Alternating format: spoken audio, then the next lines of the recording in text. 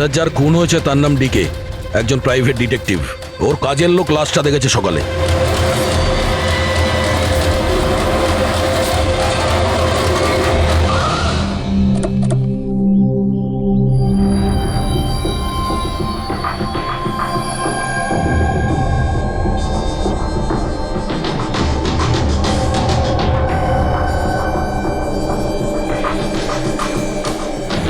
দয়া, এর মুখ তো ক্ষতবিক্ষত, মনে হচ্ছে পয়েন্ট ব্ল্যাঙ্ক রেঞ্জ থেকে একাধিক গুলি করে মারা হয়েছে একে। স্যার, এই রুমের জিনিসপত্র সব ঠিকঠাক জায়গায় আছে, কিছুই হয়নি। মনে তো হচ্ছে না এখানে কোনো হাতাহাতি হয়েছে।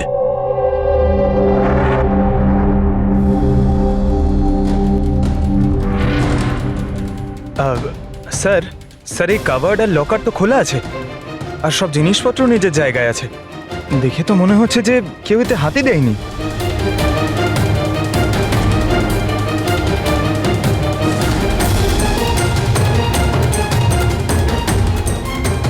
স্যার, টাকা আর গয়না যেইকে সেই আছে। মনে হয় উনি যা চাইছিল সেটা পেয়ে গেছে। স্যার, গুলি।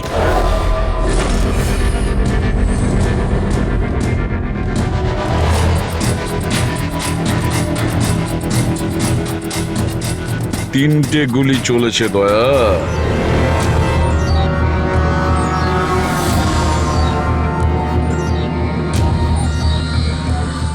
স্যার, হ্যাঁ বলো ফেডরিক। স্যার, এই জানলাটার কাঁচ সরানো হয়েছে, তার মানে খুনি এখান থেকেই পালিয়েছে। হ্যাঁ, একটা কাজ করো ফেডরিক, এখান থেকে ফিঙ্গারপ্রিন্ট তোলো। স্যার, হ্যাঁ দয়া। ডিকের মোবাইল ফোনটা দেখুন স্যার। মরার আগে ডিকে কোনো সঞ্জয়কে 3 বার কল করেছে। সঞ্জয়? ওই সঞ্জয়কে আপনি চেনেন? না সাহেব। রাত 1টা থেকে 2:30-এর মধ্যে 3 বার। সঞ্জয়ের ডিটেল বের করো স্যার। আর হ্যাঁ দয়া, অভিজিৎ তো এখনো এলো না।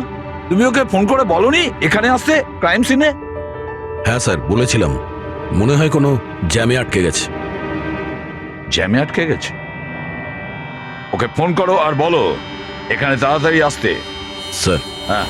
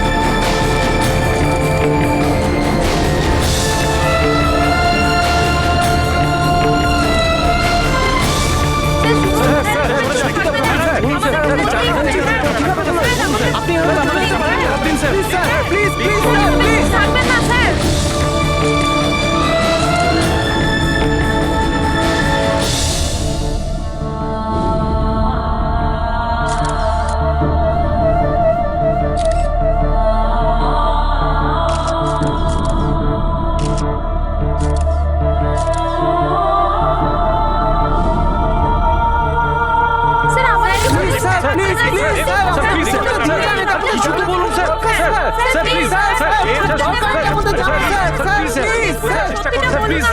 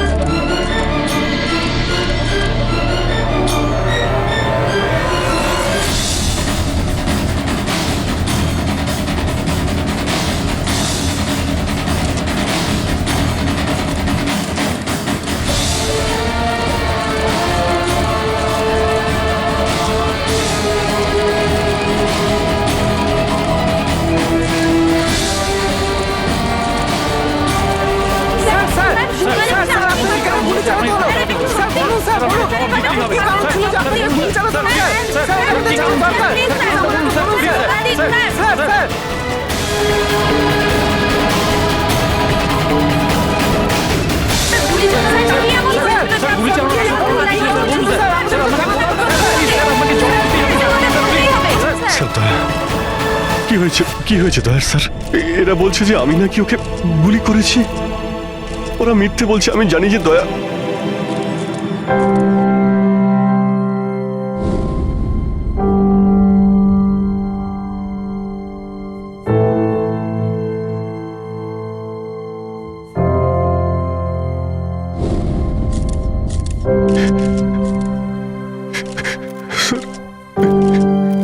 স্যার আমি জানি না স্যার, আমি কখন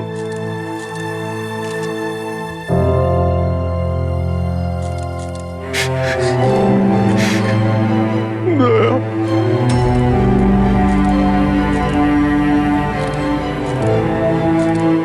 না অভিজিৎ, তুমি ভেতরে যেতে পারবে না।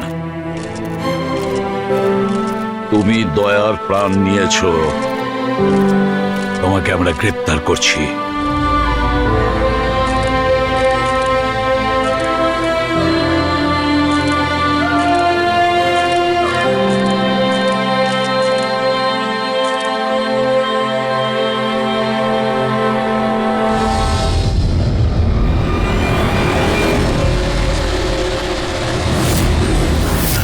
স্যার, যার খুন হয়েছে তার নাম ডিকে, একজন প্রাইভেট ডিটেকটিভ। ওর কাজের লোক লাশটা দেখেছে সকালে।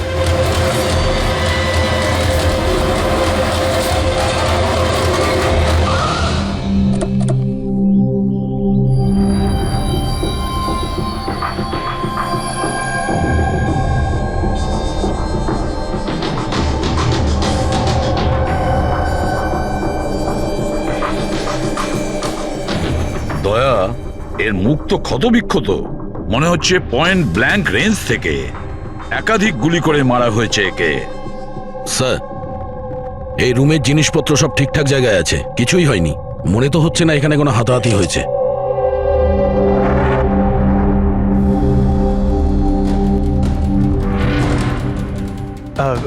স্যার স্যার এই কাভার্ড আর লকার তো খোলা আছে, আর সব জিনিসপত্র নিজের জায়গায় আছে। দেখে তো মনে হচ্ছে যে কেউ এতে হাতই দেয়নি।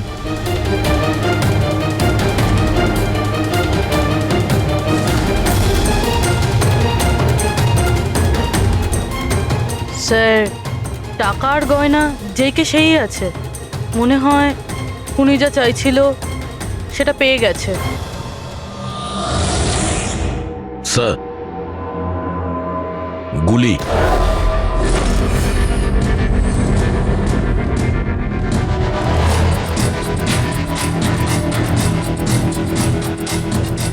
তিনটে গুলি চলেছে দয়া।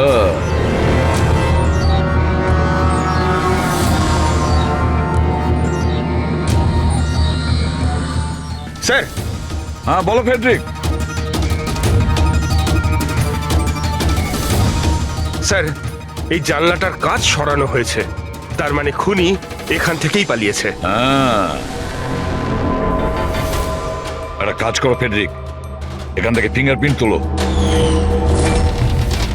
স্যার, হ্যাঁ দয়া। ডিকের মোবাইল ফোনটা দেখুন স্যার। মরার আগে ডিকে কোনো সঞ্জয়কে 3 বার কল করেছে। সঞ্জয়? ওই সঞ্জয়কে আপনি চেনেন? না সাহেব।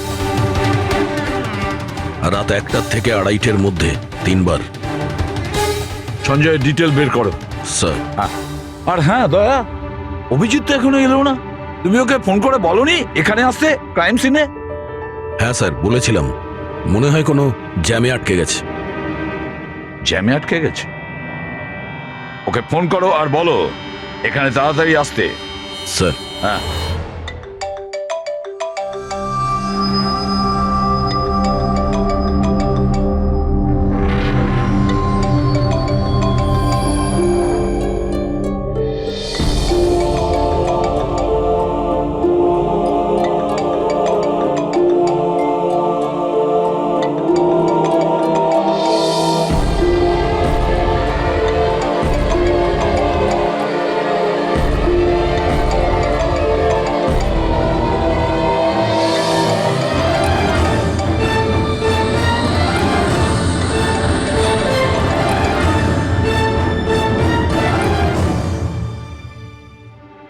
হ্যাঁ দয়া, অভিজিৎ কি বলছে? কোথায় ও?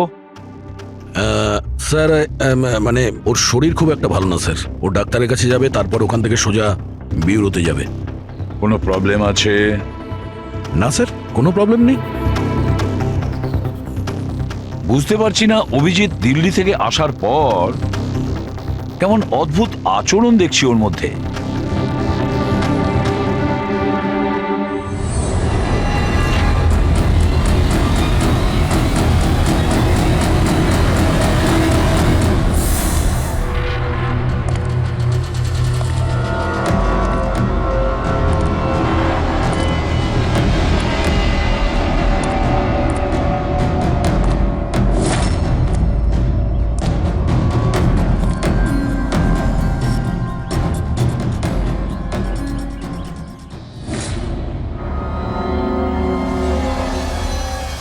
তোমার আমার সাহায্যের দরকার। তোমার? হ্যাঁ? আরে ভাই, তুমি হলে গিয়ে সিআইডি অফিসার। হ্যাঁ, কিন্তু এই কাজটা এটা আমি একা করতে পারবো না। চলো ঠিক আছে, তোমাকে সাহায্য করব, এতে আর কি আছে। চলো চা তো খাওয়া যাক। আরে না, ঠিক আছে, আমি আমি ঠিক আছি। আই মিন, দেখ চেতন, এই কাজটা না, এই ব্যাপারে যেন কেউ কিছু না জানে, বিশেষ করে আমার টিম। আরে এটা আবার কি কথা বলছো? আমরা এতদিনের পুরনো বন্ধু, এইটুকু বিশ্বাস করতে পারছো না? হ্যাঁ বলো কি করতে হবে?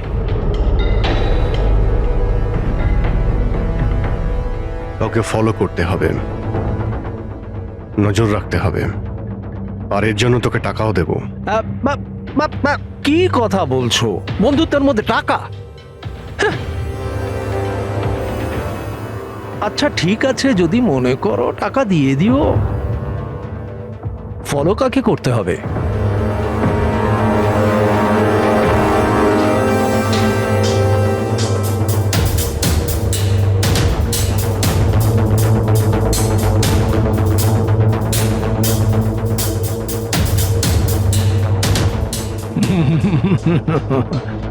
অভিজিৎ, মনে হচ্ছে তুমি ভুল করে ভুল ছবি দিয়ে দিয়েছো।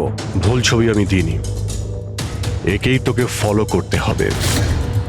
এ কোথায় যায়, কি করে, কার সঙ্গে দেখা করে, সবকিছু।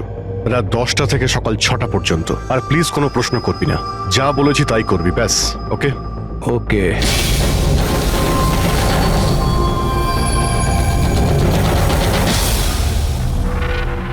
হয় অভিজিৎ পাগল হয়ে গেছে,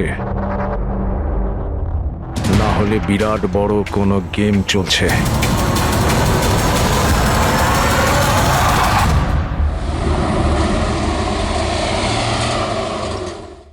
কি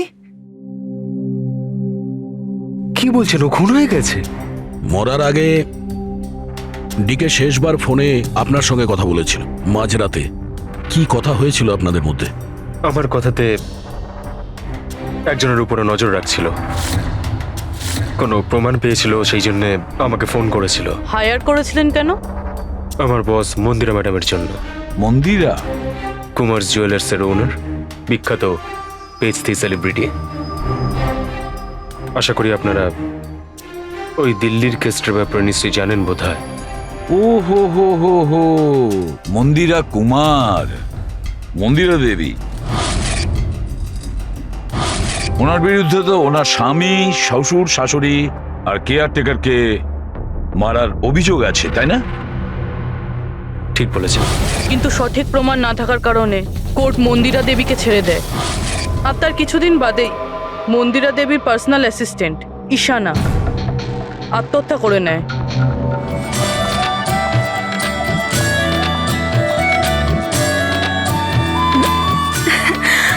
ও তুই, হাই। আজও লেট হয়ে গেলি না? তাড়াতাড়ি যা, সঞ্জয় স্যার তোর ওয়েট করছে কখন থেকে। ও গড, সঞ্জয় স্যার তো তাড়াতাড়ি কেন চলে আসলেন? এসেও পড়েছেন আর খুব রেগে আছেন। মাই গড, তুই আমার ব্যাগটা সামলা, আমি এক্ষুনি আসছি।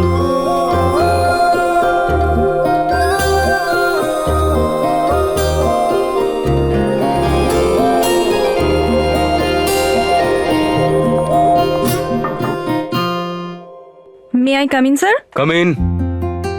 Sorry sir, sorry I am so sorry sir. কটা বাজে বলো তো তুমি? এটা কোনো অফিসে আসার টাইম হলো? স্যার ট্রাফিক খুব বেশি ছিল। কি ট্রাফিকের কথা বলছো তুমি? রোজ একই কথা বলে যাও তুমি। হ্যাঁ, এই অফিসের বাকি লোকজনও তো ওই ট্রাফিক পেরিয়েই আসে, তাই না? হ্যাঁ বলো কুমার। না না, 30শে ডিসেম্বরের আগে কিচ্ছু করা সম্ভব নয়। আরে তুমি তো এটা জানো যে 30শে ডিসেম্বরে মন্দিরা ম্যাডামের একটা ইভেন্ট রয়েছে মুম্বাইতে, তার আগে কিছুই করা সম্ভব নয়। হ্যাঁ হ্যাঁ,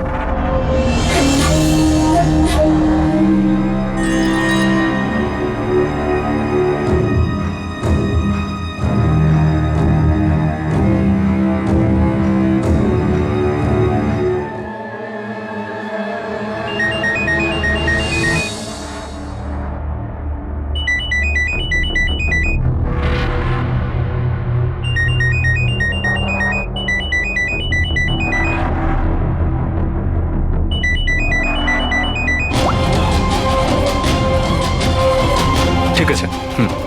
ওকে।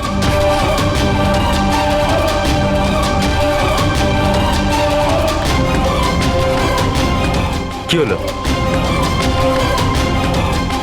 হ্যাঁ, কি হয়েছে নাকি? বাইরে ওভাবে কি দেখছো?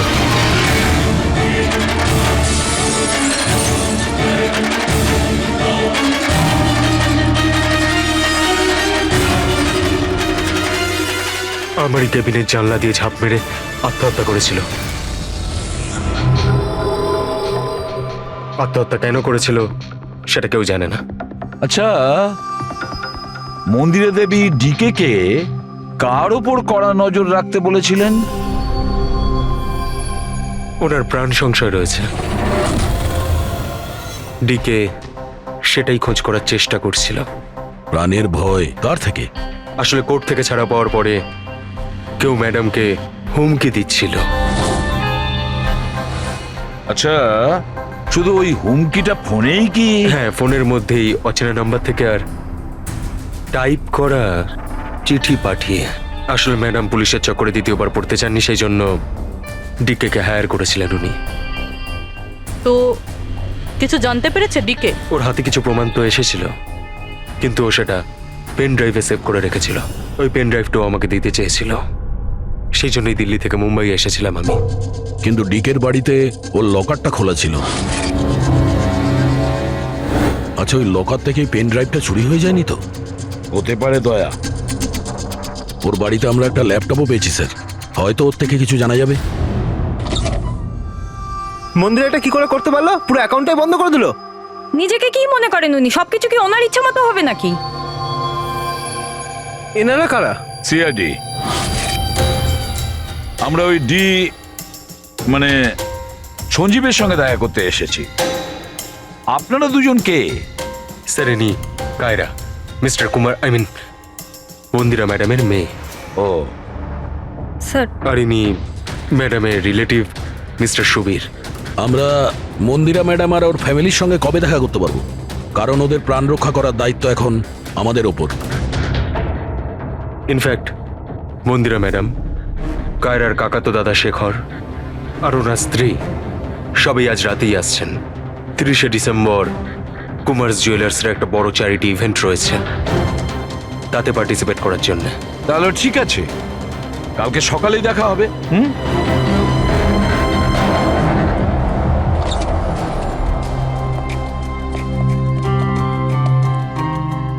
এসব কি হচ্ছে? সিআইডি আমাদের পার্সোনাল ব্যাপারে ঢুকছে কেন?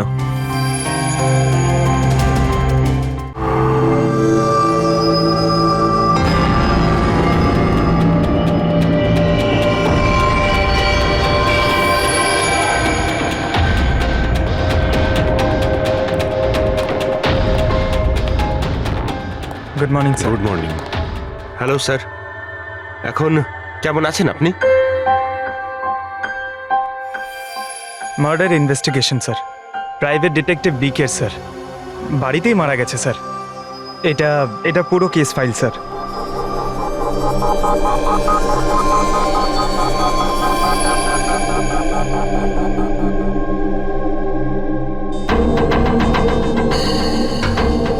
স্যার, এই ছবিগুলো ওর বাড়ির ছবি, এগুলো ওরই বাড়ির ছবি এটা। আর এখানেই ওর মার্ডার হয়েছে, তাই না?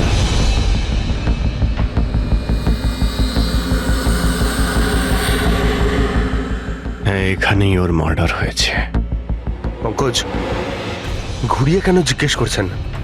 আমরা এইমাত্র তো সেটাই বললাম।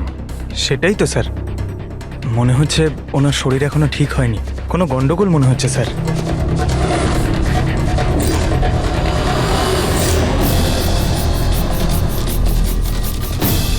অভিজিৎ,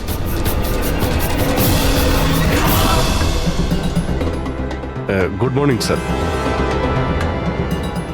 কি কি হয়েছে তোমার? হ্যাঁ, কোন জগতে ছিলে?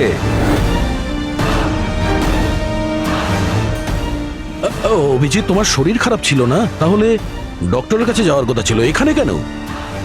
হ্যাঁ মানে, হ্যাঁ স্যার, ওই কিছুদিন ধরেই শরীরটা ভালো নেই স্যার, কিন্তু এখন ঠিক আছে। I am better now. Yeah, গোলমাল চলছে। স্যার, ডিকে সঞ্জয়কে যে পেন ড্রাইভটা দিতে যাচ্ছিল, ওর যে ডেটা আছে ওগুলো উদ্ধার করার যে একটা উপায় আছে স্যার। পেন ড্রাইভ তো পাওয়া যায়নি তো? হ্যাঁ, তাহলে ডেটা কোথা থেকে পাবে? স্যার, আছে না একটা উপায় আছে, ওই আমরা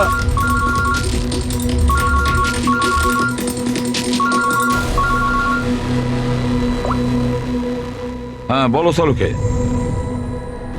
হ্যাঁ,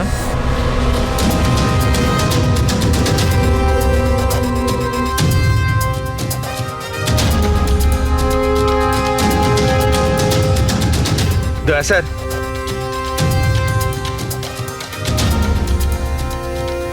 স্যার, অভিজিৎ স্যারের শরীর এখনো ঠিক মনে হচ্ছে না। কেন? স্যার, ওনাকে কেসের ব্যাপারে বোঝাচ্ছিলাম, কিন্তু উনি আমাদের কথা শুনছিলেনই না, খুব বেখেয়ালি ছিলেন স্যার। ফ্রেডি স্যার, মন্দিরের ব্যাপারে সব ডিটেলস বের করতে হবে। নিউজ পেপারে, টিভিতে যাই এসেছে সব।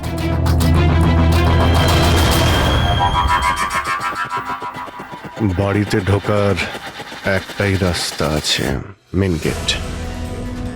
চাবি ডিকে আর ওর বাড়ির মেডের কাছে থাকে। বাথরুমের জানালা,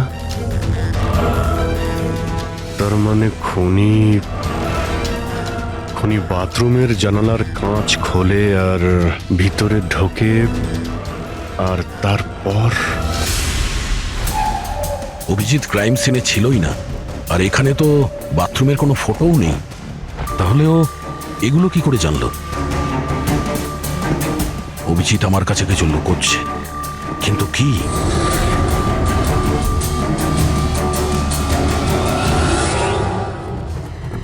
ডিকের কম্পিউটার থেকে যে ডেটাগুলো ডিলিট হয়েছে সেটা ওর অনলাইন অ্যাকাউন্ট থেকে বের করা যেতে পারে। বাস একবার এই পাসওয়ার্ডটা ম্যাচ হয়ে যাক।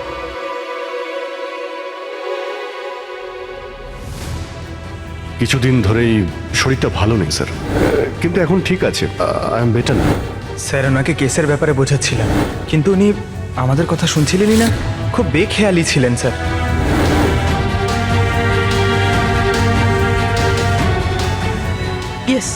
স্যার স্যার পাসওয়ার্ড ম্যাচ হয়ে গেছে।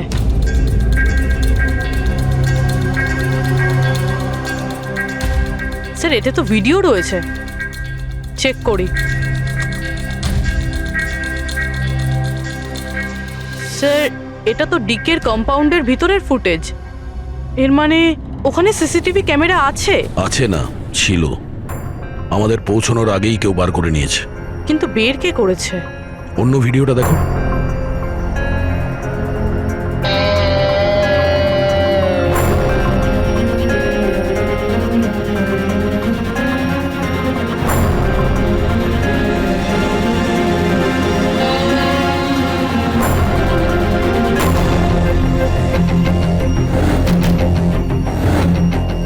এটা কি করে সম্ভব?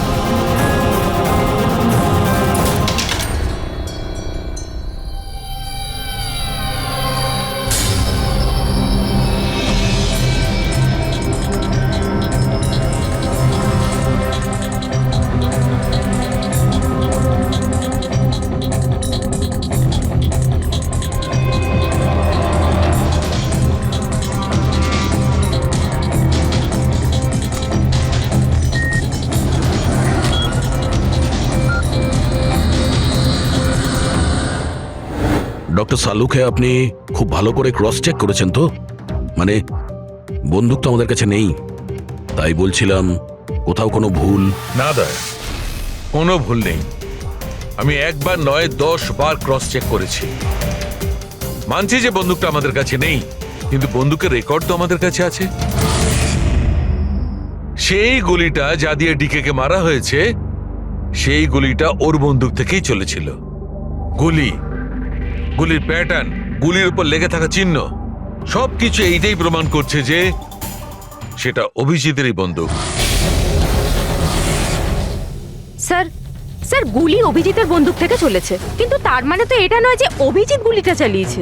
এক্স্যাক্টলি স্যার, সেই কারণে আমি এই কথা এসিপি স্যারকে বলিনি, শুধুমাত্র আপনাদের সঙ্গে কথা বলেছি, যাতে আমি এই মামলা সুরাহা করতে পারি। কি তুমি এই কথাটা এসিপি কে জানাওনি? কি বলবো স্যার, কি বলবো ওনাকে? যেখানে আমার বিশ্বাস হচ্ছে না, তাহলে ওনাকে কি বলবো? তুমি যদি এই কথাটা বিশ্বাসই না করবে, তাহলে ফোন করে আমাকে কেন জিজ্ঞাসা করেছিলে? যে বন্দুক থেকে ডিকে কে মারা হয়েছে সেই বন্দুকটা অভিজিতের না?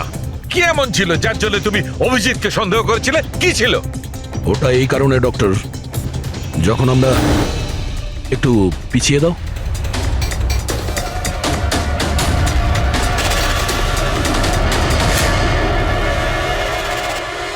অভিজিৎ ডিকের বাড়িতে?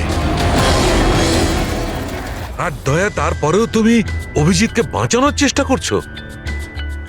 দেখো দয়া, অভিজিৎ আর তোমার বন্ধুত্বকে আমি খুবই শ্রদ্ধা করি, তার কদরও করি, কিন্তু ডিউটি, নিজের দায়িত্ব, সব সম্পর্ক সব বন্ধুত্ব থেকে বড় হয় না। আর এই কথাটা নিশ্চয়ই আমি তোমাকে বুঝিয়ে বলতে যাব না। স্যার পোক্ত কোনো প্রমাণ ছাড়া অভিজিৎ স্যারকে সন্দেহ? এটা প্রমাণ নয় তো কি পুরবি? অভিজিৎ ডিকের বাড়িতে ঢুকেছিল, এটা যদি প্রমাণ নয় তো কি পুরবি? অভিজিৎ স্যার ডিকের ঘরে গেছিল সেটা আমরা দেখেছি, কিন্তু উনি ডিকে মেরেছেন এটা তো আমরা দেখিনি। স্যার এটাও তো হতে পারে ওনার বন্দুক দিয়ে ডিকে অন্য কেউ মেরেছে। হতেই পারে, এটা হতে পারে যে অভিজিতের বন্দুক দিয়ে ডিকে কে অন্য কেউ মেরেছিল, কিন্তু এই অবস্থায় অভিজিতের বন্দুকটা অভিজিতের কাছে থাকার কথা নয়। তোমাদের কি অভিজিৎ কথা বলেছে? ও কি বলেছে যে ওর বন্দুকটা হারিয়ে গেছে? বন্দুক হারিয়ে যাওয়ার কোন রিপোর্ট দেখিয়েছে? ও সব সময় তোমাদের সঙ্গে ছিল, কিন্তু ও কি বলেছে যে অদ্ভুত পোশাক পরে ডিকের ঘরে কেন ঢুকেছিল, আর তাও বাথরুমের কাঁচ ভেঙে? বলো বলো। স্যার আপনার এই সমস্ত প্রশ্নের উত্তর আমি অভিজিৎকে জিজ্ঞাসা করব, কিন্তু ততক্ষণের জন্য এসিপি স্যারকে আপনি কিচ্ছু বলবেন না। দেখো, তোমরা এই ব্যাপারটা সামলে নাও, কিন্তু ব্যাপারটা আমার ভালো লাগছে না। Please doctor, please. ঠিক আছে, কাল সকাল পর্যন্ত। দয়া, আমি কাল সকাল পর্যন্ত তোমাদের সময় দিচ্ছি।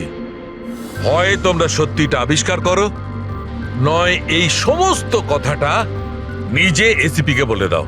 তুমি যদি এসিপি কে কথা না জানাও, তাহলে আমি নিজে প্রদ্যুম্নকে এই সমস্ত ব্যাপারটা বলবো।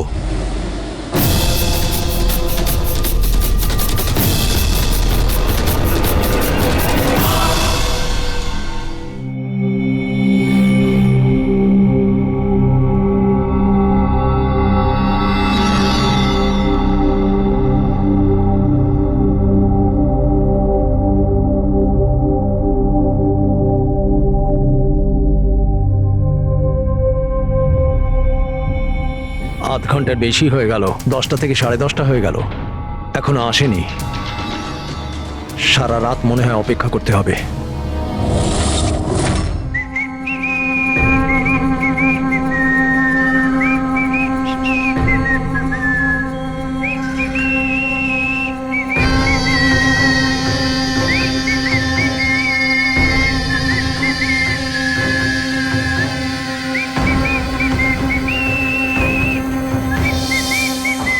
ভুল ছবি আমি দিইনি, একেই তোকে ফলো করতে হবে। এ কোথায় যায়, কি করে, কার সঙ্গে দেখা করে, সবকিছু রাত 10টা থেকে সকাল 6টা পর্যন্ত। এটা অভিজিৎ? ওর কি হলো? এরকম সেজেছে কেন?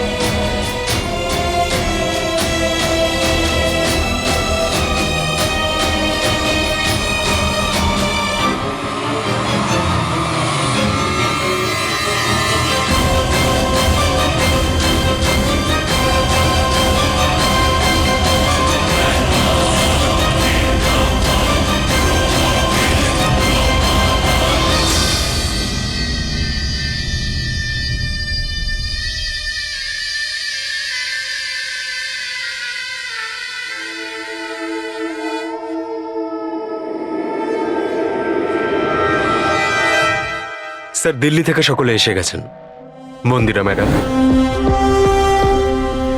আমারা মন্দিরা ম্যাডামের দেওরের বউ, কায়রা মন্দিরা ম্যাডামের সৎ মেয়ে, সুবীর মন্দিরা ম্যাডামের বোনজি, শেখর মন্দিরা ম্যাডামের দেওরের ছেলে। আসুন ম্যাডাম, এনারা সিআইডি থেকে এসেছেন।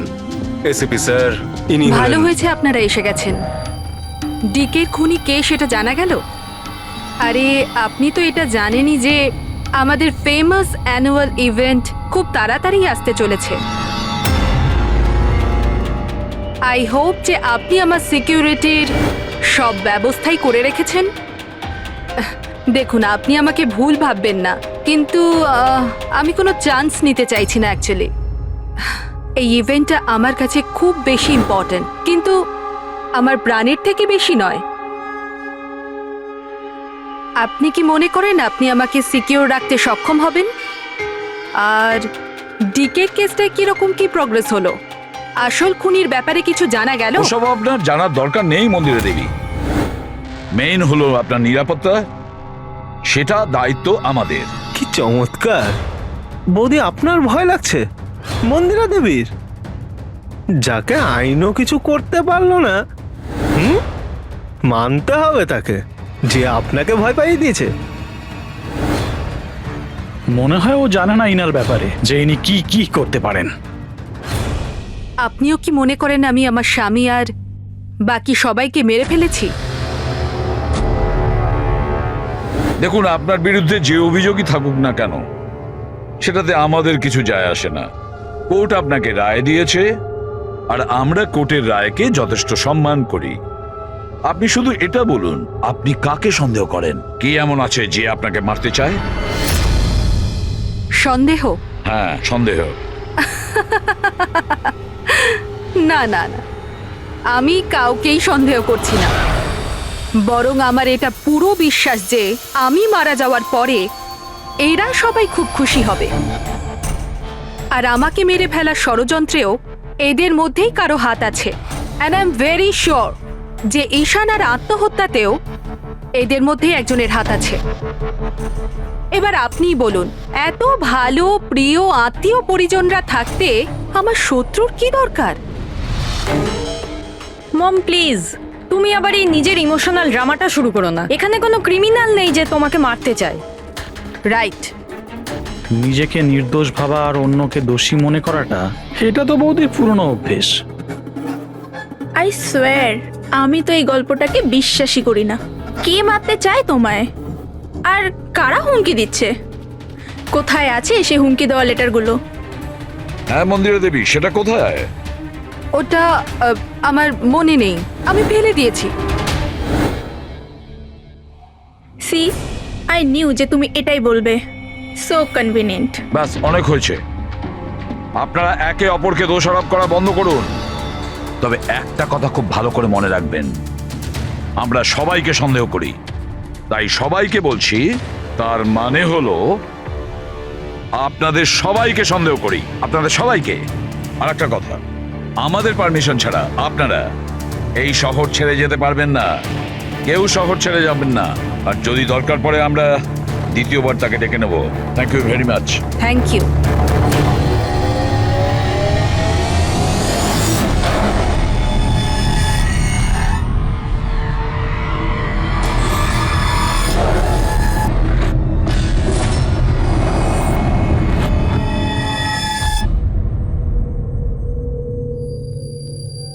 এটা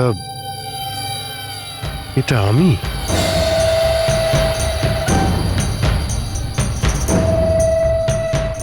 এই পোশাক পরে ঘুরছিলাম? এই পোশাক তো রোজ আমার ওয়াশিং মেশিনে ধোয়া হয়।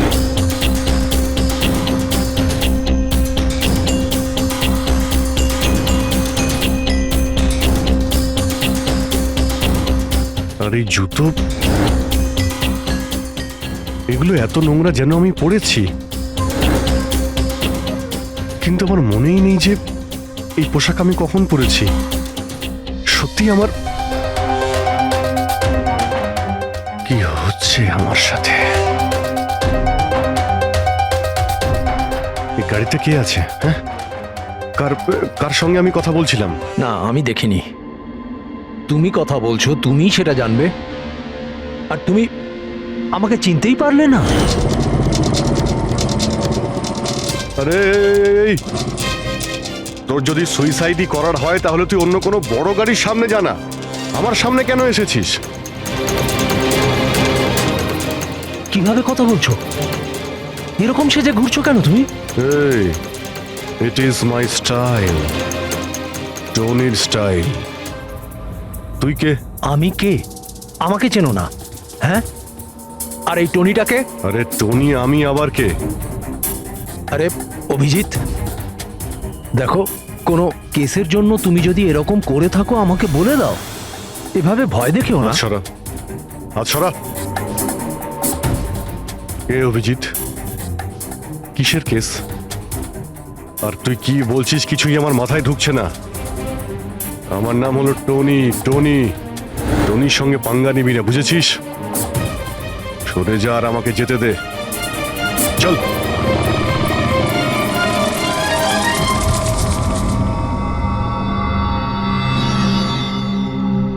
এই অভিজিৎ নিজেকে টনি কেন বলছে? টনি? কে টনি? সত্যি তোমার কিছুই মনে নেই?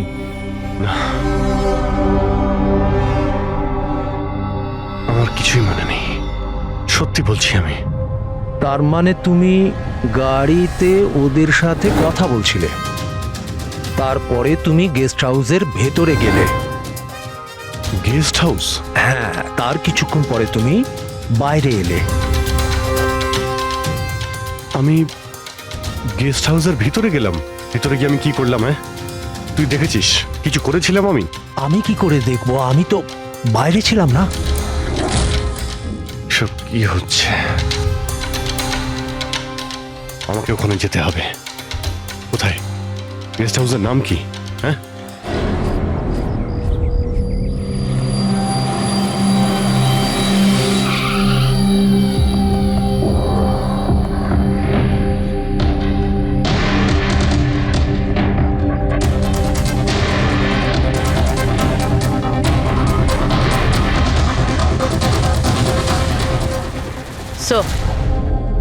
রক্ত।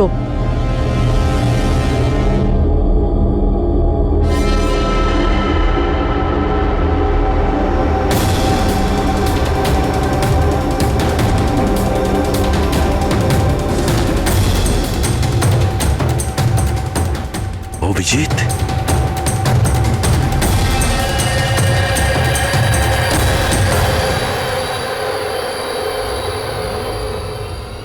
দয়া, তুমি এখানে?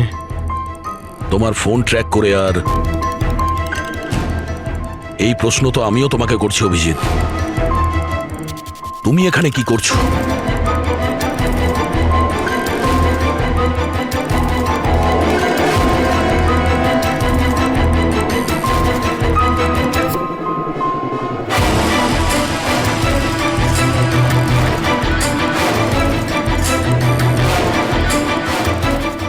না, এটা আমি আমি আমি বলছি দয়া, এখানে এখানে কি হয়েছিল?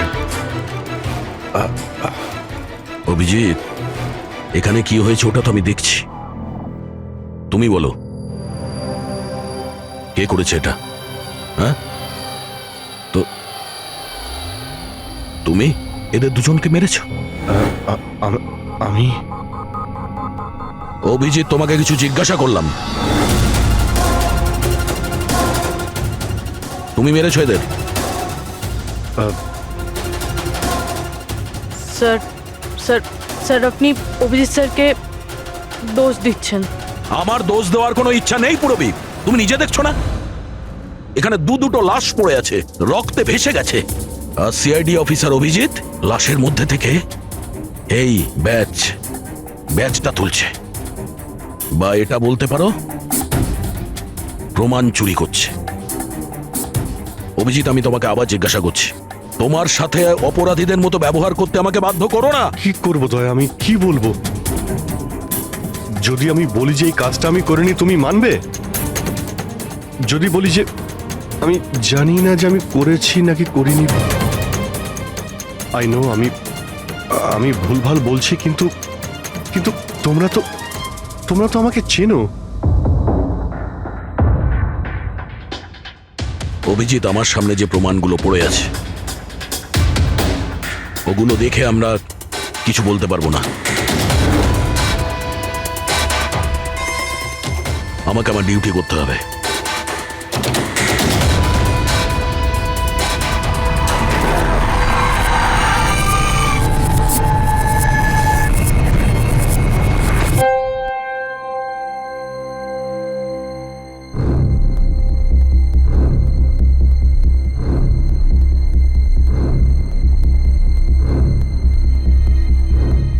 অভিজিৎ, এতক্ষণ ধরে একের পর এক জিজ্ঞেস করে যাচ্ছি তোমাকে, কিন্তু কোনো উত্তর দিচ্ছ না তুমি।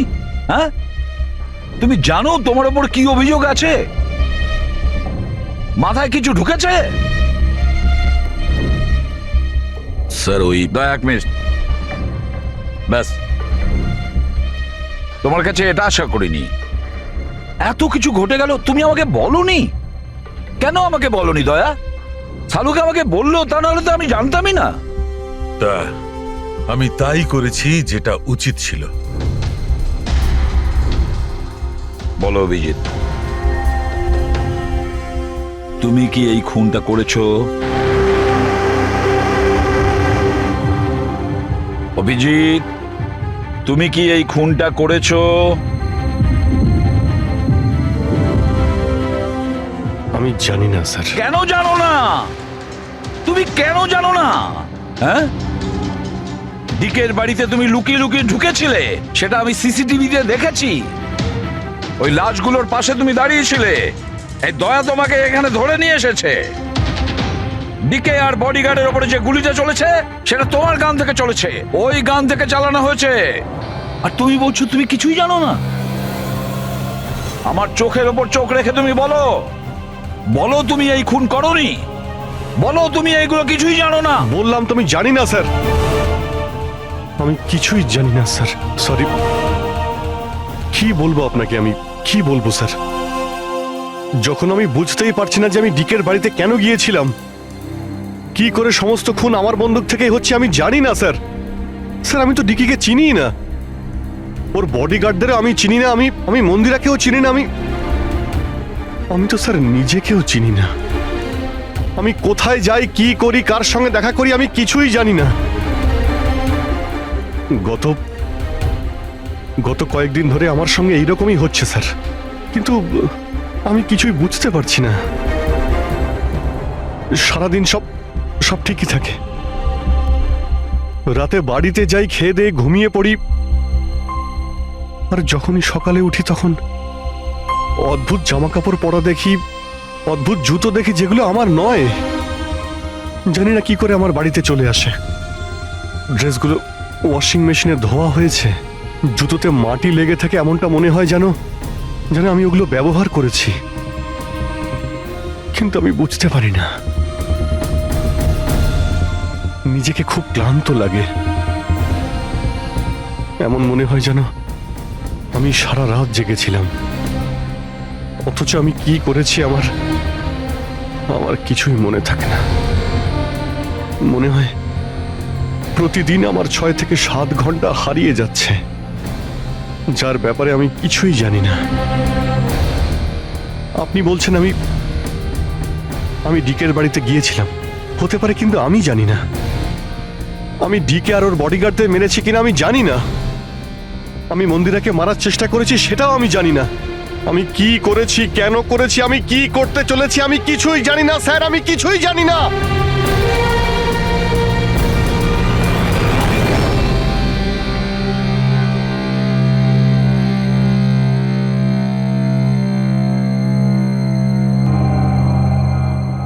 দেখো অভিজিৎ,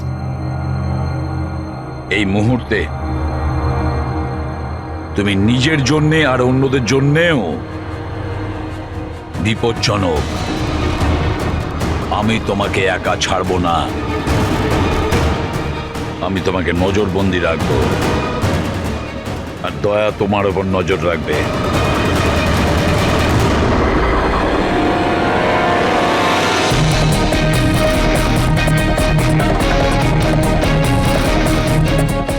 দয়া, স্যার, একটা কথা ভালো করে মনে রাখবে, তুমি নিজের বন্ধুর ওপর নয়, বরং একজন অপরাধী খুনির ওপর নজর রাখবে। এমন একজন লোক যে মানসিক ভারসাম্য হারিয়েছে। আজ থেকে এই কেসের তদন্ত আমি নিজে করব, আর তুমি অভিজিৎকে আটকাবে কোনো অপরাধ করা থেকে। আর তার জন্য যদি অভিজিতের ওপর গুলিও চালাতে হয়, তাও তুমি চালাবে। Is that clear? Yes sir.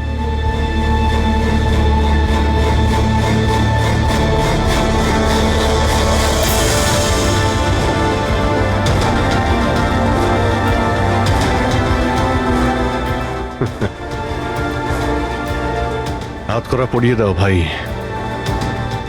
শুনলে তো, মানসিক অবস্থা ঠিক নেই আমার। কখন কি করে বসি কিছুই জানি না। আটকাও আমায়, আমার হাতে আরো একটা অপরাধ হওয়ার আগে। আটকাও আমায় ভাই। আপনাদের অফিসার, আপনাদের সিনিয়র সিআইডি অফিসার আমারই প্রাণের পিছনে পড়ে রয়েছে, আর উনি তাদেরকেও মেরে ফেলেছেন যারা আমার সিকিউরিটিতে ছিল। আর আপনি নিশ্চিন্ত হয়ে বলছেন ভয় পাওয়ার কোনো কারণ নেই। ও আপনারই চোখের সামনে সবাইকে মেরে ফেলছে, তা সত্ত্বেও আপনি বলে যাচ্ছেন যে ভয় পাওয়ার কোনো কারণ নেই। আশ্চর্য! আপনি শুধু এটা বলুন, আমি আপনাদেরকে আর কি করে বিশ্বাস করব? আজ আপনাদের একজন অফিসার সিরিয়াল কিলার বেরিয়েছে, কাল আবার অন্য কেউ বেরিয়ে আসবে। মন্দিরা দেবী, অনেক হয়েছে, অনেক কথা বলে ফেলেছেন। আমাদের ইন্সপেক্টর অভিজিৎ একজন সৎ এবং সাহসী অফিসার। নিজের দেশকে রক্ষা করার জন্য, সাধারণ মানুষের রক্ষা করার জন্য নিজের প্রাণও দিতে পারে। সে কোনোদিন খুনি হতে পারে না। হ্যাঁ, ওর বিরুদ্ধে অভিযোগ আছে, 3টে খুনের অভিযোগ আছে। আপাতত এটা প্রমাণিত হয়েছে যে অভিজিৎ নিজের মানসিক ভারসাম্য হারিয়েছে। ও কি করছে ওর মনেই থাকে না, কার সঙ্গে দেখা করছে, কি বলছে, আর যখন নর্মাল হয়ে যায় কিছুই মনে থাকে না। তার মানে এই নয় যে ও একজন খুনি। আমি জোর দিয়ে বলতে পারি যে আপনার জীবন বিপন্ন, আর তাও আপনার এই আত্মীয় স্বজনদের কারণে। এক্সকিউজ মি, সব প্রমাণ আপনাদের অফিসারের বিরুদ্ধে পাওয়া গেছে। আর সন্দেহ আপনারা আমাদেরকে করছেন? হ্যাঁ, আমি সবাইকে সন্দেহ করছি। উনি তো আপনারই অফিসার, আপনি তো ওকেই বাঁচাবেন। এই 3টে খুনই কিন্তু ইন্সপেক্টর অভিজিতের গান থেকে চলা গুলিতেই হয়েছে। আর আপনি বলতে চাইছেন যে এই কাজটা আমাদের মধ্যে কেউ করে থাকতে পারে?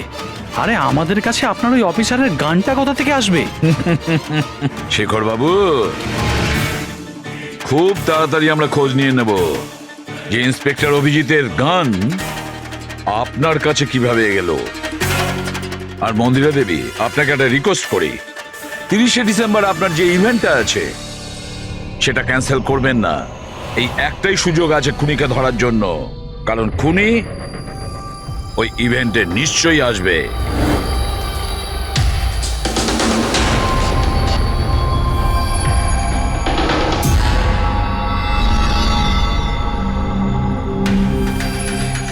স্যার স্যার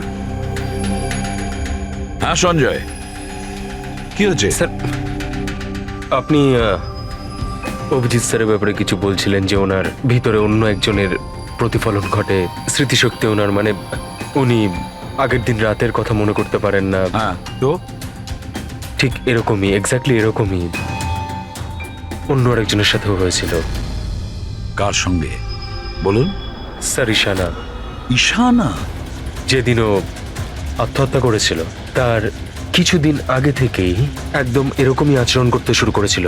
কি অদ্ভুত রকম হয়ে গিয়েছিল, অন্য মনস্ক থাকতো। যেদিন আত্মহত্যা করেছিল তার কিছুদিন আগে থেকেই একটা অদ্ভুত রিংটোন সেট করেছিল নিজের ফোনে, আর তারপর সেই দিন হঠাৎ করে ওই রিংটোনটা বাজতে শুরু করলো। আর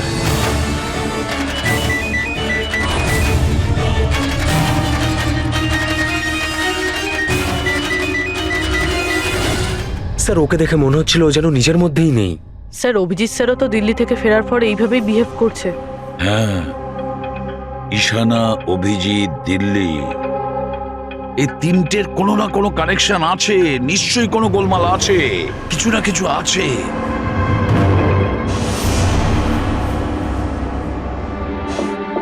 কফি।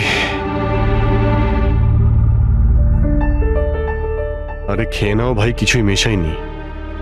আমি এখানেই আছি, পালিয়ে যাচ্ছি না। অভিজিৎ, তুমি এই কথাগুলো লুকিয়েছো কেন আমাদের থেকে? লুকোতে হয়েছিল ভাই, কি করব আমি? আমি কিছুই বুঝতে পারছিলাম না যে আমি কি করব, আমার সঙ্গে কি হচ্ছে। যেখানে আমি নিজেই কনফিউজ, আমি সেখানে কি বলবো তোমাকে? সেই জন্য, আর কোনো ব্যাপার নয়। আমার ওপর ভরসা ছিল না নাকি? আমাকে যোগ্য ভাবনি যে আমি তোমার কোনো সাহায্য করতে পারি? কি ভাই, এসব কি বলছো তুমি? ব্যাপারটা এরকম নয়। তাহলে বলনি কেন? আমার তো মনে হচ্ছে আমি তোমাকে চিনি না। এই মুহূর্তে আমি যার সঙ্গে বসে কথা বলছি সে অভিজিৎ নাকি অন্য কেউ?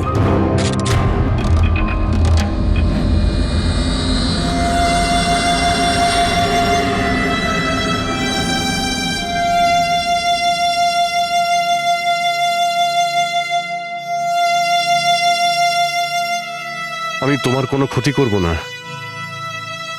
অভিজিৎ হই বা টনি, স্বপ্নেও তোমার কোনো ক্ষতি করব না।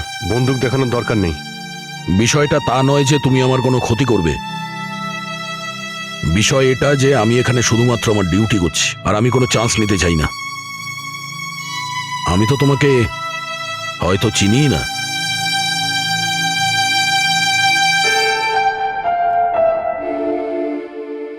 ঠিক আছে, তুমি যখন বুঝতেই পারছো না আর কি বলবো।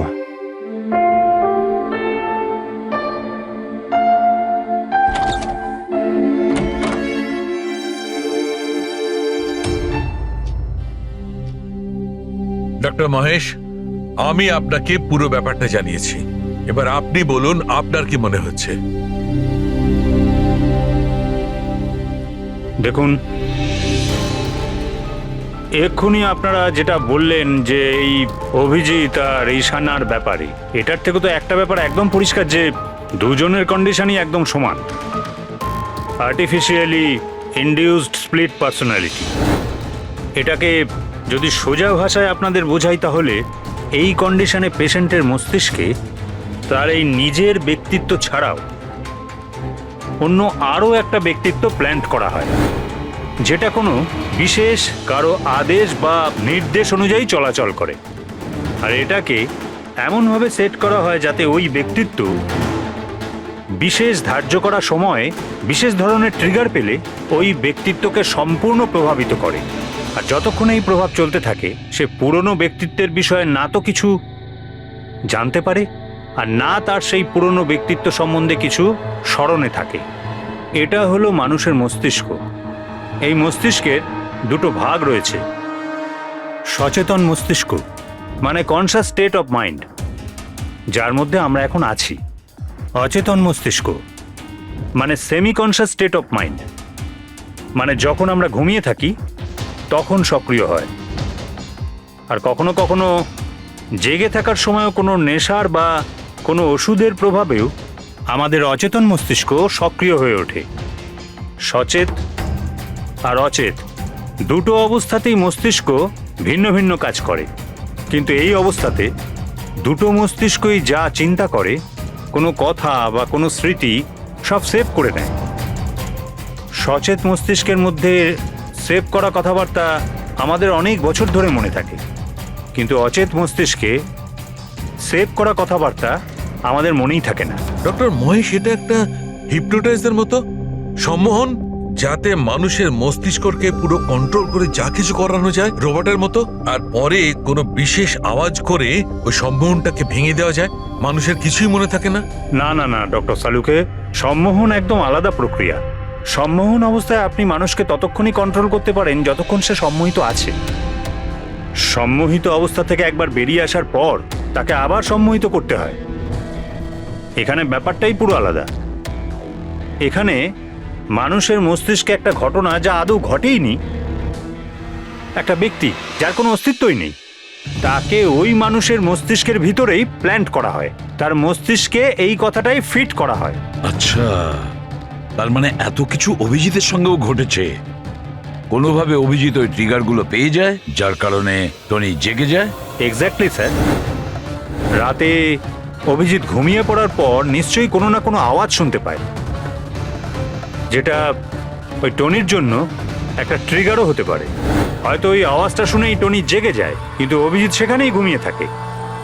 টনি জেগে যায় যে টনি আসলে খুনি, একজন বদমাশ, একজন অপরাধী। আর অভিজিৎ যাদেরকে চেনে ও তাদের কাউকেই চেনে না। যদি এটাই হয়তো অভিজিতের ভেতরের টনিকে কোনোভাবে কমেন্ট দেওয়া হয়েছে মন্দিরাকে মেরে ফেলার জন্য, তাহলে 30শে ডিসেম্বর ইভেন্টে টনি এর পরিণাম দেখতে চায়। মন্দিরাকে মেরে ফেলার চেষ্টা করবে 2 দিন পরেই, 30শে ডিসেম্বর।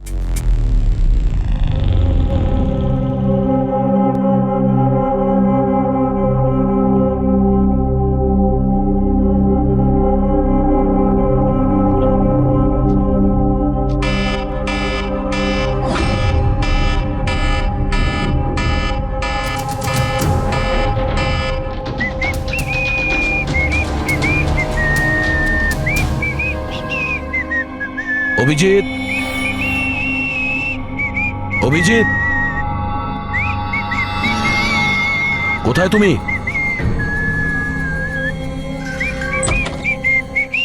অভিজিৎ, অভিজিৎ, ওই শুনতে পাচ্ছ না?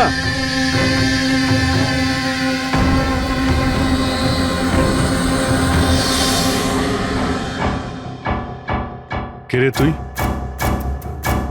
তুই আমার বাড়িতে কি করছিস? অভিজিৎ, টনি, তুমি এখান থেকে পালাতে পারবে না। তুমি এখানে নজরবন্দি আছো, এই ঘরের ভেতরেই থাকতে হবে, বুঝেছো? টনিকে তার কাজ করতে দে। যদি আমার রাস্তাতে বাধা দিস তাহলে জীবনটাও হারাবি তুই। চল এবার যেতে দে। বাড়ির বাইরে না, ভেতরে। হাত সরা, হাত সরা। তোকে তো বললাম যে আমাকে তুই বাধা দিস না। আমার মাথা গরম করিস না। আমার কাজের সময় কেউ বাধা দিতে পারবে না আমায়। চল। টনি, তুমি কোথাও যাবে না, এখানেই থাকবে তুমি, বুঝেছো? কি বললি? টনির গায়ে হাত তুললি তুই? টনির গায়ে হাত তুললি তুই? অভিজিৎ, অভিজিৎ, অভিজিৎ,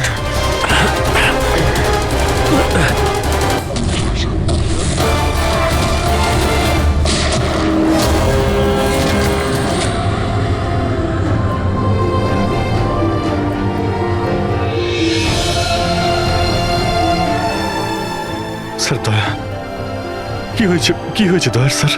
এরা বলছে যে আমি নাকি ওকে... না অভিজিৎ, তুমি ভেতরে যেতে পারবে না। তুমি দয়ার প্রাণ নিয়েছো, তোমাকে আমরা গ্রেপ্তার করছি।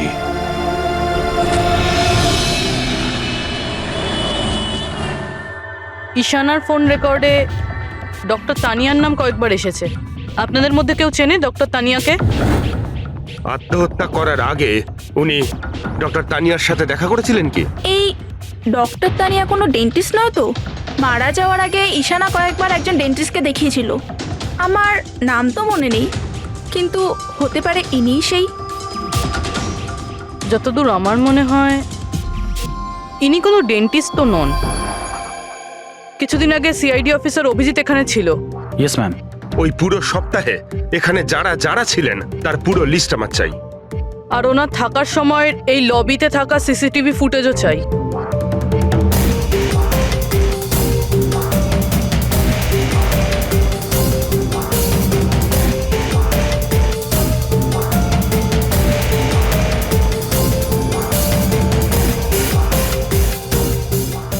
এক মিনিট পজ করুন। এই মহিলাকে যার সাথে অভিজিৎ স্যার কথা বলছে? পুরবি, এই লিস্টটাতে ডক্টর তানিয়ার নাম আছে। উনি এখানেই ছিলেন যতদিন অভিজিৎ স্যার এখানে ছিলেন। মনে হচ্ছে ওই মহিলাই।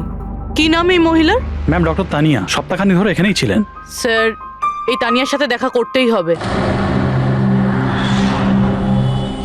স্যার, তানিয়া মুম্বাইয়ের প্যারাডাইস হোটেলে রয়েছে। টিকিট পাবো না আমি মানেটা কি? লুক, আমাকে এক্ষুনি ইন্ডিয়া থেকে বাইরে যেতে হবে। Do you understand? Yes. Doctor Tania? হ্যাঁ, আপনি কে? ঈশানার বন্ধু, সিআইডি অফিসার পুরবী।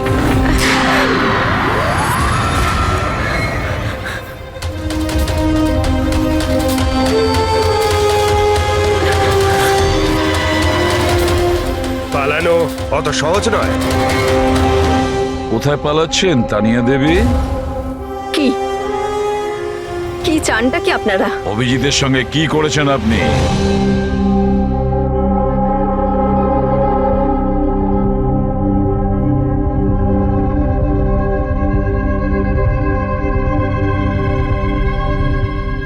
ঈশানা আর অভিজিতের ব্রেনের ওপর আমি এক্সপেরিমেন্ট করেছি। ঈশানাকে আত্মহত্যা করার জন্য আর অভিজিৎকে একটা মার্ডার করানোর জন্য আমি প্রোগ্রাম করেছিলাম। কিভাবে কিভাবে সেই প্রোগ্রামটা করেছেন? আর্টিফিশিয়ালি ইলিউশন স্প্লিট পার্সোনালিটির সাহায্যে আমি দুজনের ব্রেনটাকে সেট করি, আর নিজের সেট করা শিডিউলের অনুযায়ী এই দুজনকেই এরকমভাবে প্ল্যান করেছি যে কোনো রকমের আওয়াজ হোক বা রিংটোন বাজুক, আর যখনই আওয়াজ হোক না কেন ওদের সমস্ত অর্ডারগুলি মানতে হবে যে কোনো উপায়ে। ওই ফোন নাম্বারটা যেখান থেকে ওনার কাছে ফোন আসে, কার নাম্বার সেটা? ওটা একটা পিসিও নাম্বার। ঈশানাই আমাকে এই নাম্বারটা দিয়েছিল অভিজিতের ব্রেনে ফিট করার জন্য। কি বললেন আপনি? কি বললেন আপনি? অভিজিৎকে এসব করার জন্য ঈশানা আপনাকে বলেছে? হ্যাঁ। আর ঈশানা যে আত্মহত্যা করেছে সেটা কি? সেটার কারণ কি? ওটা আসলে ঈশানা নিজেই বলেছিল আমাকে করতে। হোয়াট? হ্যাঁ, বলেছিল তো ঈশানাই, বাট আই এম শিওর নিশ্চয়ই এর পেছনে কোনো না কোনো কারোর হাত আছে, যার বিষয়ে আমি জানি না। কেন? সে কেন এগুলো করবে? হয়তো ওর কোনো দুর্বলতা ছিল। যে করেই হোক অভিজিৎকে ওই পরিস্থিতি থেকে বের করতে হবে। নিয়ে চলো একে। চলো। ও বাইরে বেরোতে পারবে না। কেন? আমি অভিজিতের ব্রেনকে প্রোগ্রাম করেছি। সম্মোহন নয়, যে ইচ্ছে হলো আর ভেঙে দিলাম। আমি অভিজিতের ব্রেনের মধ্যে একটা খুনিকে প্ল্যান করেছি, টনিকে। এটাই হলো সেই আর্টিফিশিয়ালি ইনডিউস পার্সোনালিটি, যেটা আর কোনোদিনও বাইরেই আসবে না। আমি যদি চাই তাহলেও অভিজিৎকে কোনোদিন বাইরে বের করতে পারবো না, কিন্তু আমি যদি এরকমটা করি হয়তো অভিজিৎ পাগল হয়ে যাবে বা ও মারাও যেতে পারে। মানে যখনই ট্রিগার হবে টনি মন্দিরাকে মেরেই ছাড়বে, আরও ততক্ষণ থামবে না যতক্ষণ না সত্যিকারের মেরেই ফেলছে মন্দিরাকে। আর এসবের মধ্যে যে আসবে সেই মারা যাবে। মন্দিরাকে মারার জন্য ট্রিগারটা কি কি ট্রিগার আছে অভিজিতের জন্য? ঈশানার কেসের ট্রিগার ছিল একটা রিংটোন, আর অভিজিতের কেসের ট্রিগার হলো একটা রিমাইন্ডার টোন, একটা বিশেষ ধরনের বিপ, যেটা আমি অভিজিতের মোবাইলে সেট করে দিয়েছি। হ্যাঁ, অভিজিৎ মন্দিরাকে কিভাবে মারবে? কি প্রোগ্রাম সেট করেছো তুমি বলো? ততক্ষণ মন্দিরাকে ছুরি দিয়ে স্ট্যাপ করতে থাকবে যতক্ষণ না ও মন্দিরের অনেক রক্ত দেখে ফেলছে। কটা নাগাদ প্রোগ্রাম সেট করা হয়েছে? 10টা নাগাদ। মাই গড, 2 ঘন্টা বাকি আছে। গ্রেপ্তার করো একে।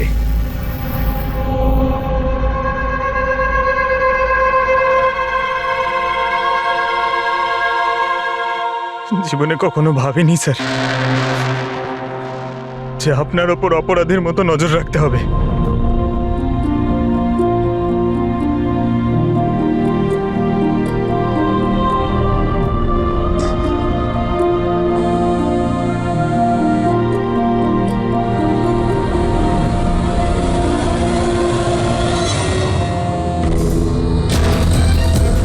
পঙ্কজ, ড্যাম ইট, ফোনটা ধরো।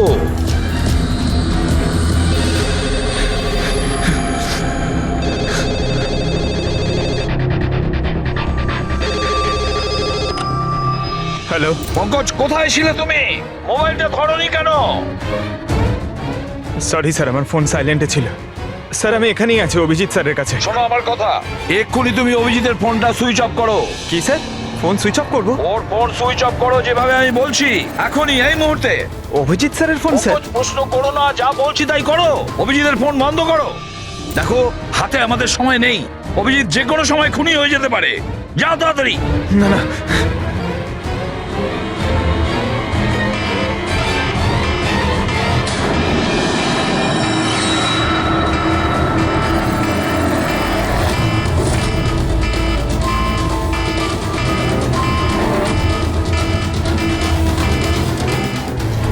বেজে গেল, কি করি?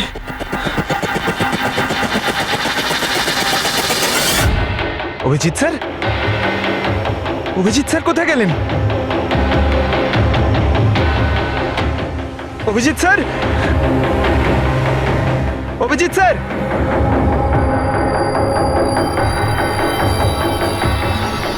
স্যার! তুই আমাকে আটকে রাখবি? হ্যাঁ, আমাকে আটকে রাখবি তুই? টনিকে? হ্যাঁ, টনি আর টনির কাজের মাঝে যে আসবে তাকে মরতে হবে, মরতে হবে তাকে।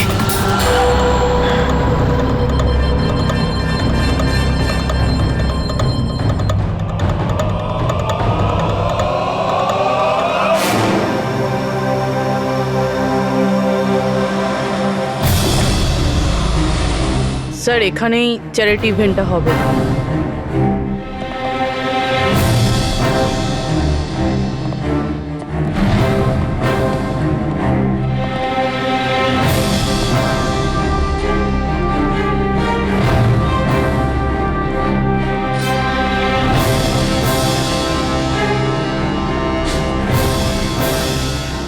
আপনারা এখানেই দাঁড়ান প্লিজ।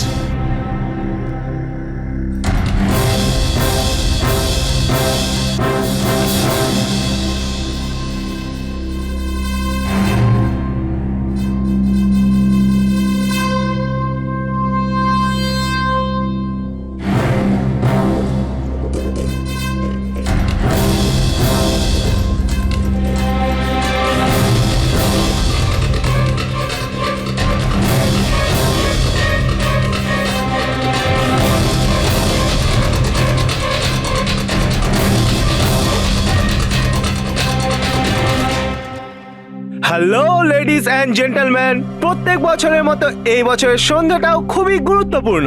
কারণ হলো মন্দিরা জুয়েলার্স অ্যানুয়াল চ্যারিটি ইভেন্টের জমা করা সম্পূর্ণ টাকাটা দিল্লি ও মুম্বাইয়ের বিভিন্ন অনাথ আশ্রম আর বৃদ্ধাশ্রমগুলিতে দেওয়া হবে। একবার জোরে হাততালি ডিকেসি চ্যারিটির জন্য। প্রত্যেক বছরের মতো এই বছরও আমাদের প্রধান অতিথি আছেন। তিনি আর কেউ না, তিনি হলেন মিসেস খান্না। তাহলে আসুন বন্ধুরা, একটা জোরে হাততালি দিয়ে স্বাগত জানায় মিসেস খান্নাকে। Mrs Khanna,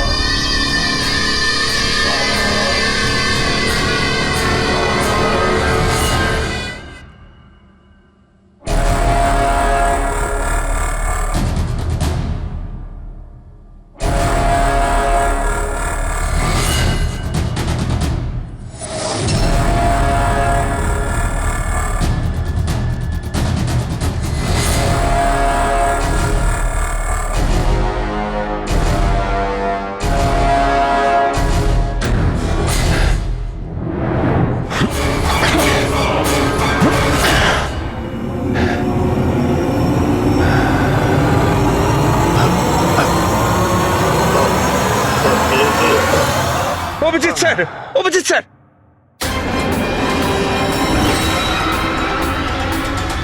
sir, sir, lights on. Sir, sir, Abhijit ঠিক আছে? স্যার, স্যার, ওকে তাড়াতাড়ি নিয়ে চলো, তাড়াতাড়ি এসো।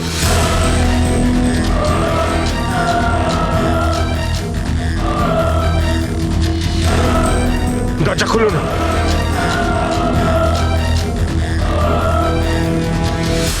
মন্দিরা দেবী, টনি তার মিশন কমপ্লিট করেছে, মন্দিরা দেবীকে মারার। আর আমাদেরকে ভরসা করার জন্য আপনাকে অসংখ্য ধন্যবাদ। আপনারা সবাই আমাকে এখানে আনলেন কেন? আমার তো এখন স্টেজে থাকা উচিত। ম্যাডাম, আমাদের একটা প্ল্যান আছে। প্ল্যান? রবি,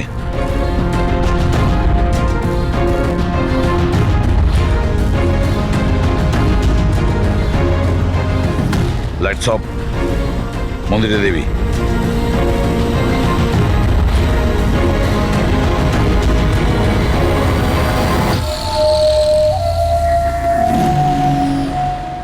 আর আপনার প্রশংসা না করে পারছি না। Thank you. মম, তুমি ঠিক আছো তো? এসব কি? আপনারা আমাদের গ্রিন রুমে লক করে কি করতে চাইছিলেনটা কি? আসল খুনি তো অন্য কেউ, তাই না? স্যার, আপনি সবকিছু মায়ের জীবনের ঝুঁকি নিয়ে করেছেন। যদি সত্যিই মায়ের কোনো ক্ষতি হয়ে যেত তাহলে? এতে তো সত্যি ভীষণ বড় রিস্ক ছিল স্যার, বাট আই হোপ এবার বিপদ কেটে গেছে। বিপদ এখনো কাটেনি, কারণ এই খেলার আসল মাস্টার মাইন্ড এখনো ধরা পড়েনি। গল্প এখনো অনেক বাকি আছে।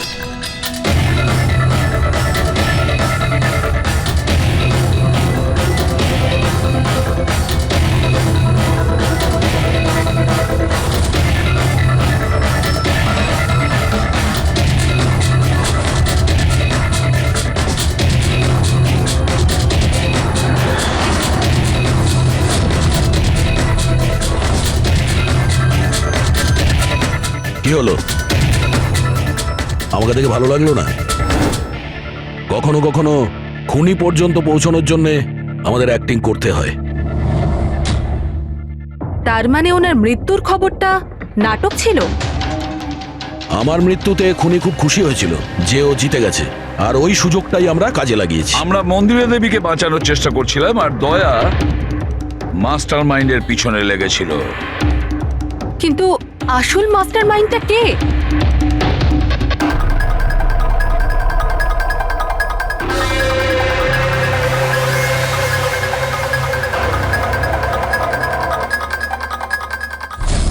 এই, স্যার, স্যার কেউ পালালো ধরো স্যার। ওকে!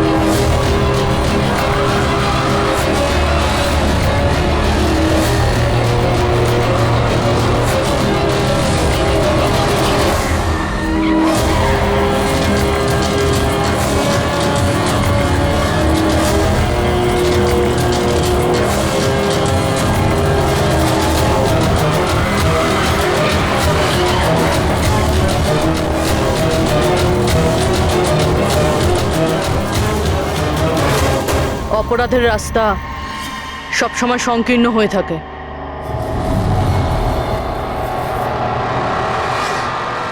তুমি এটাই ভাবছো যে আমরা কি করে জানলাম যে তুমি খুন করেছো? আমরা তো এটা জানতাম যে এই মাস্টারমাইন্ড মন্দিরা দেবীর নিজেরই কোনো লোক। তাই আমার মৃত্যুর পরে আমি সব থেকে আগে এটা খোঁজ নিয়েছি যে আপনাদের মধ্যে কে সে যে অভিজিৎকে চিনত বা দেখা করেছেন। তারপরে আমার মনে এলো যে ক্রাইম ব্রাঞ্চের সেমিনারের জন্য অভিজিৎ দিল্লি গিয়েছিল। ওই সেমিনারে আসা লোকেদের লিস্ট যখন আমি দেখলাম তখন জানলাম যে কায়রাও গিয়েছিল। ক্রিমিনাল সাইকোলজির স্টুডেন্ট কায়রা। আর তানিয়াকে জিজ্ঞাসাবাদ করার পরে আমরা জানতে পারলাম যে ঈশানাই এই সমস্ত কাজ করতে বলেছে। ওই সময় ঈশানার মা সরকারি হাসপাতালে অ্যাডমিট ছিলেন, আর তার কিছুক্ষণের মধ্যেই ঈশানার মাকে বেসরকারি হাসপাতালে যেখানে অ্যাডমিট করা হয়েছিল সেখানকার পুরো খরচ মিস কায়রা করেছিল। আর সবচেয়ে বড় ক্লু ওই পিসিও, যেখান থেকে অভিজিৎ স্যারের কাছে অর্ডার আসতো। দয়া স্যার সেখানে নজর রেখেছিল, আর সেখানেও তোমাকে দেখা গিয়েছিল। Okay fine, I give up. মেনে নিচ্ছি যে আপনারা খুবই স্মার্ট, কিন্তু স্যার এই কথাটা তো আপনিও মানবেন তাই না, যে আমিও অনেক স্মার্ট? হ্যাঁ, স্মার্ট তো তুমি বটেই। ক্রিমিনাল সাইকোলজির একজন ব্রিলিয়ান্ট স্টুডেন্ট, যে সৎমায়ের থেকে নিজের পুরো পরিবারের খুনের বদলা নিতে চেয়েছিল। লোকেদের মস্তিষ্ক নিয়ে খেলা করা আর তাদের নিজের চক্রব্যূহে ফাঁসানো, এটাই এনার বিশেষত্ব। তাই আমি ভাবলাম যে এনাকে এনারই পদ্ধতিতে মেরে দিলে কেমন হয়। সেই কারণেই আমি ঈশানার সাথে দেখা করি, আর তারপর ডক্টর তানিয়ার সাহায্য নিই। She was mad, she wanted to do an experiment. তারপর আমি ঈশানাকে অনেক বুঝিয়েছি, অনেক বোঝানোর পরে শি ওয়াজ রেডি। ওই এক্সপেরিমেন্ট নিজের উপর করায়, কিন্তু somehow I was never convinced. আমি সবসময় কনফিউজ ছিলাম যে ওই এক্সপেরিমেন্টটা করতে পারবে না। আর ঠিক ওই সময় আমার সাথে দিল্লিতে অভিজিতের দেখা হয়, আর ওনার সাথে দেখা হওয়ার পর আমি ভাবলাম যে এত সৎ আর ভালো অফিসার থাকা সত্ত্বেও এই এক্সপেরিমেন্ট অন্য কেউ কেন করবে। তারপর আমি আর ডক্টর তানিয়া অভিজিৎকে ব্যবহার করি।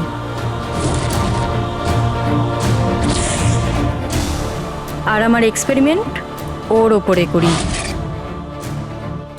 আর ঈশানা আমাদের কোনো কাজে ছিল না, তাই ওকে আমাদের রাস্তা থেকে সরিয়ে ফেলি। ডিকে আর ওই দুজন বডিগার্ড, ওরা তোমার কি ক্ষতি করেছিল? ওদেরকে কেন মেরেছো? এটা এই কারণে করেছি যাতে সমস্ত দোষ অভিজিতের উপর চলে আসে। আর অভিজিতের গান থেকে বুলেট নেওয়ার জন্য টনি ছিল তোর মাথার মধ্যে। হি ওয়াজ দেয়ার। তুমি এতটা নিচে নামতে পারো কায়রা, আমি কখনো ভাবতেও পারিনি। এবার জানতে পেরে গেছো তো? তুমি আমার মা বাবার সাথে, আমার ফ্যামিলির সাথে যেটা করেছো না, তোমার বেঁচে থাকার কোনো অধিকার নেই। আমি এইসব এই কারণেই করেছি যাতে আমি প্রুভ করতে পারি যে পৃথিবীর যে কোনো মানুষের মস্তিষ্কের সাথে খেলা যেতেই পারে, তা সে যত বড়ই সিআইডি অফিসার হোক। কায়রা, তুমি প্রতিশোধের আগুনে একজন সাহসী অফিসারের প্রাণ নিয়ে খেলেছো, আর তাছাড়াও 4 জন নিরীহ লোকের প্রাণ নিয়েছো। ডিকে, ঈশানা আর মন্দিরা দেবীর 2 জন বডিগার্ডকে। ভীষণ অন্যায় করেছো তুমি। আইন তোমাকে কোনোদিন ক্ষমা করবে না। তোমার তো ফাঁসি হবে, ফাঁসি। স্যার আপনি প্লিজ এসব মনে করবেন না। একটা বাজে স্বপ্ন ভেবে ভুলে যান। বাজে? ভয়ানক।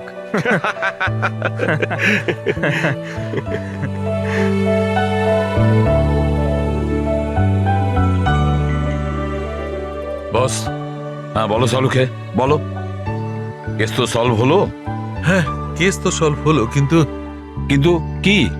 বস, অভিজিতের মস্তিষ্কে যে টনিকে প্ল্যান্ট করা হয়েছিল, সেই উদ্দেশ্যটা সফল হয়েছে। তারপরে এখন আর কেউ ট্রিগার ধরবে না, ওর কানের সামনে কেউ গান করবে না, যার কারণে অভিজিৎ টনি হয়ে যেত। হ্যাঁ হ্যাঁ, কিন্তু বস, কিন্তু কি? বস, কথাটা এই, টনি অভিজিতের মস্তিষ্ক থেকে কখনো যাবে না। কি? টনি অভিজিতের পার্সোনালিটির অংশ হয়ে গেছে বস। কেউ জানে না যে কবে, কখন, কোথায় সামনে এসে যাবে।